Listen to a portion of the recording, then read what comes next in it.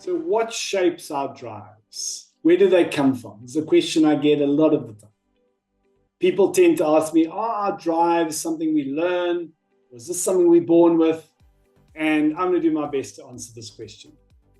So, based on what we understand about neuroscience, the way I would answer that question is this. When we come into the world, we have certain natural inclinations and natural drives that are encoded genetically into our makeup. And if you're a parent, or particularly if you're a parent of a young child at this stage, you'll know exactly what I'm talking about, because when that child comes out into the world, there's certain traits and qualities where you're going to go, I didn't teach that. They brought that stuff with them. So a large part of our drives are shaped genetically. However, let's not discount conditioning. And that can happen through our formative years, particularly. Neuroscientists tell us that our brain's neuroplasticity, which is our brain's ability to rewire itself, we have very high levels of neuroplasticity right through to about, well, initially they said about mid-teens. The latest research now, they're saying that high level of neuroplasticity can last through to about mid-20s, which means that the brain is very plastic, it's very pliable.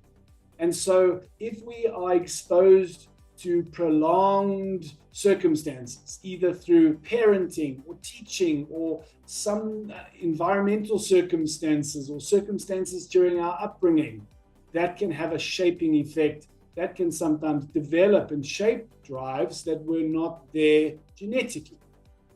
My experience is that for the most part, for most people, by about mid to late teens, that those drives become pretty stable. Now, this is echoed in neuroscience, where they say that by about mid-20s, our level of neuroplasticity drops off significantly, but not entirely, which means that there can be changes that happen. And in my practical observation with working with people, what I have observed is that even later in life, if you are exposed to a prolonged set of circumstances or a very emotionally intense circumstance, that can cause certain rewiring of the brain, which can sometimes mean that certain drives change. The likelihood of them changing significantly, though, is not high. And if you've ever been to a high school reunion, you'll probably agree with me. You go there even 10, 20, 30 years down the line, and those same people, they have not changed a hell of a lot in who they are. They might have learned some things, they might have matured in some areas, but they haven't changed significantly.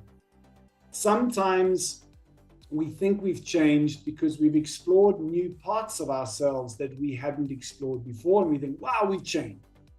But if you really introspect and you really look back into your past, you'll find that there were little inklings and little signs of those traits and qualities and drives, even back in early years. Research has also shown that the personality traits of a 3-year-old are consistent right through into adulthood, highly consistent. And so the point that I'm making in summary is that it is a little bit of nature and it's a little bit of nurture. But my personal experience, based purely on my own observation, not based on scientific research, is that nature is far stronger than nurture.